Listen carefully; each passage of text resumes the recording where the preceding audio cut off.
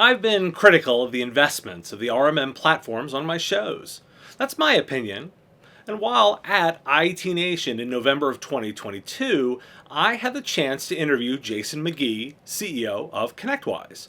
We talk about the organization's priorities, his thoughts on the build versus buy approach, what keeps him up at night, and what motivates him. This is a bonus episode of The Business of Tech.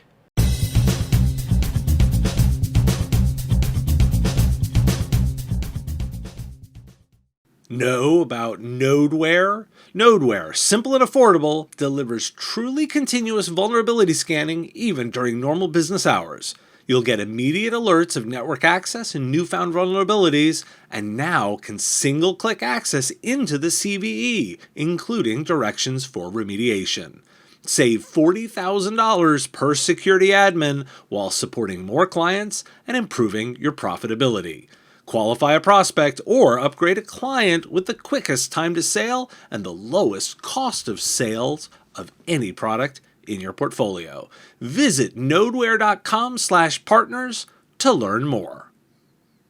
My first question was about strategy. In the spirit of Wayne Gretzky and thinking about skating where the puck is going, I wanted to know how he envisioned the solution provider 3 years from now. What does that look like? Solution provider of the future 3 years from now, they will be providing more things, right? More touch points, more devices, more of everything, and really evolving to that trusted partner for their customers, right? Being a business advisor, making sure that they have the right technology, understand where their customers want to grow, so they could help them through digital transformation and technology and allow their customers to be more competitive against the bigger companies that have technology and so on, right? So that's where we see it going, and some of what we shared here this week is to help address the solution provider of the future. I've highlighted SaaS management as an area of interest on this show, with SaaS being a potentially infinite number of systems. How does he think about the balance of investment going forward?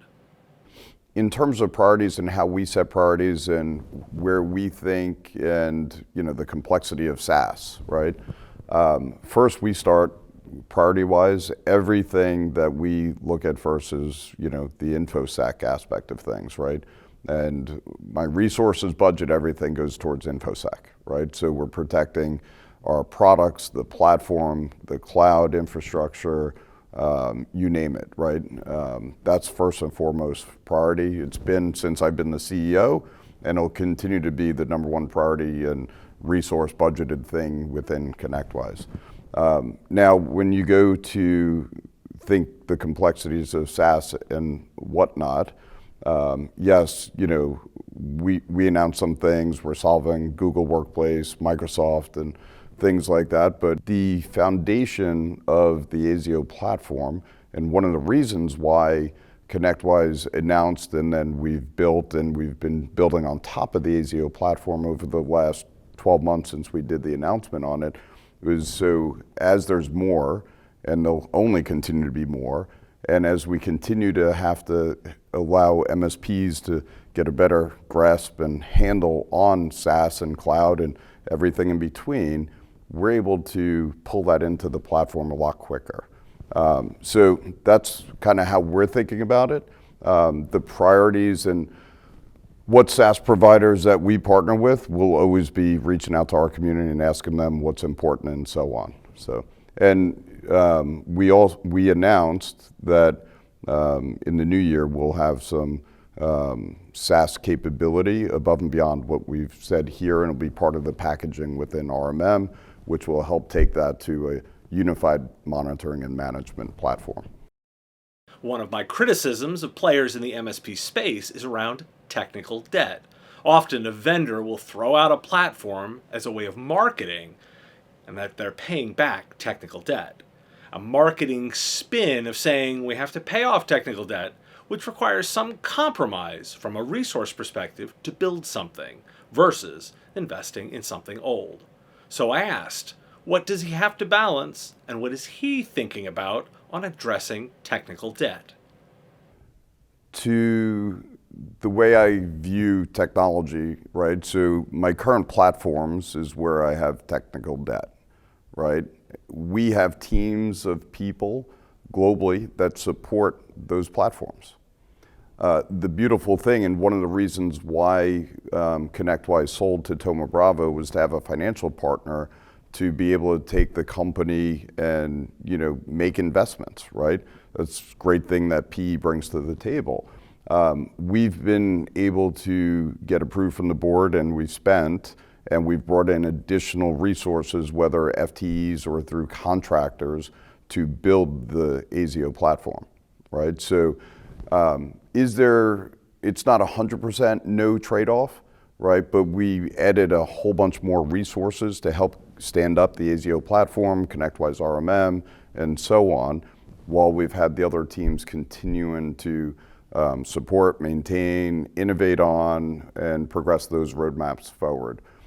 So look at it slightly different than the way you were describing that, trade-offs. Yeah, there's a little bit of trade-off, but we made investments so we could hire more people, so we minimized the trade-off, and we continue to invest in all those areas. Private equity firms, particularly Thoma Bravo, who back ConnectWise, lean into a buy versus a build approach regarding software roll-ups. The idea?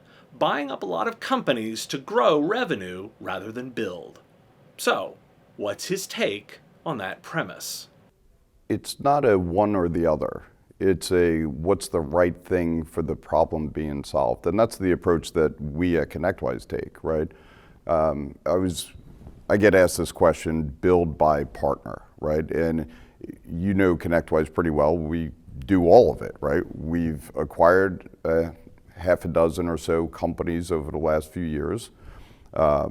We partner, right, extensively, right? There's hundreds of partners that integrate into our platform. And then we build things as well, right? So we announced yesterday vulnerability management, which starting with the scan piece, right? That was us building and us making investments and whatnot. So you asked the question earlier about priorities. So we look at the budgets and we say, all right, what's the priorities and what budget goes to our existing versus new innovation that we want to do, and that's all build. If we don't have in-house talent to help us solve the problem of our customer, then we'll look at, all right, maybe it's a partner or a buy. If we feel that it's something that we need to own and have more control of, and we know we're not going to build it, then we go and we think buy, right? So it's not a one or the other. It's we take all of those approaches, build, buy, and partner. We launch new relationships every quarter, every month, and so on. From a partnership standpoint, we invest heavily on the build, and that's, it's a collaborative process with Thoma Bravo on the budget. And once we get sign off on the budget and that budget has, hey, you can go and build these things, then we go and build them. And then acquisition, we'll continue to look for the right acquisitions to fill some of the gaps we have. As someone who's come up via operations and finance, I wanted to know his perspective as a leader. What kind of personality does he think he embodies? Yeah, I lean towards operations, but in my entire career, I've always been flexible, right? So spent most of my career in go-to-market, sales and marketing, and specifically in the channel world, which if you're in the channel world, you lean towards strategic aspects of things as well. Plus in a channel world, you're also operational, right? Because when you're doing channel roles and managing channel teams, you're interacting all types of functions at the reseller, MSP, distributor, and so on. So I was well versed across many functions. And in my career, leading up to being in the CEO role, when opportunity was presented for me to leave sales, I went into marketing to run a marketing team. Then back into sales, right? And then I had better appreciation for the marketing function. And then I was asked, at some point in my career to jump into operations, and I did that. So yeah, I probably lean towards operation mindset, but I think I'm pretty well versed across most functions. It's tempting only to think about the traditional competitors. So what does he think about organizations like Salesforce or ServiceNow in the MSP space? There are large tech companies, right? So there's large players, right? There's ConnectWise and those that traditionally are seen as our competitors, right? Then there's all right, like you said, ServiceNow, Salesforce, and a handful of others. The one thing I would say about this industry we're in, this great industry, is it's different. It's complex in some cases. It's fun in a lot of cases, and sometimes for a new vendor to come in, they've got to be willing to make a multi-year commitment in order for the community to say, hey, they're here, right? And they're going to be here. So not all big vendors who think they want to come down will be able to come down based on some of that. I think, naturally some of the ServiceNow, Salesforce will find their way in, and maybe on the larger MSP side, maybe not so much on the smaller. As he thinks about the industry over the next 3 years, what's his biggest worry? The one that keeps him up at night. So what keeps me up at night is InfoSec, cyber threats, all things cybersecurity. That's also my worry for the industry. Yep, more MSPs are embracing it, more of their customers are asking about it, but it's slow and probably too slow in some cases. So my worry is that we don't move quick enough as an industry and secure the small businesses globally, and there continues to be breach after breach, ransomware attack after attack, and so on. That's probably my biggest worry for the industry, is moving too slow. And for the last question, I've been working to think more about people holistically when considering their motivations. So, what is he thinking about as his legacy?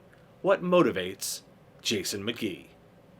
What makes me do anything I do is first my family, but outside of that answer that probably everyone says is I want my kids, and next generations to be better off. So I did things in life that put me in the seat I'm in to be able to make that a reality. When I interact with partners, right, whether it's ConnectWise capacity or just discussions, I want to leave them with something that's going to change their direction for the better, right? So I want to pay it forward, goodwill, whatever it may be. I'm on the board of CompTIA. I've been there for a few years now, right? Industry association. Just joined the board of University of Tampa. These are all non-paid placements, and I'm also on the board of the Straz Center for Performing Arts in Tampa Bay. And those are things that, again, what I do there is I'm helping people out, changing the course of something, and providing time, right? So doing that from, helping out the community, to our partners, to my family, I want to make sure anything I touch, I change the course for the better. Thanks for joining me for this interview with Jason Magee of ConnectWise. Appreciate your time. If you like it, hit like, subscribe, and the notification bell, and get new episodes. I'll talk to you soon.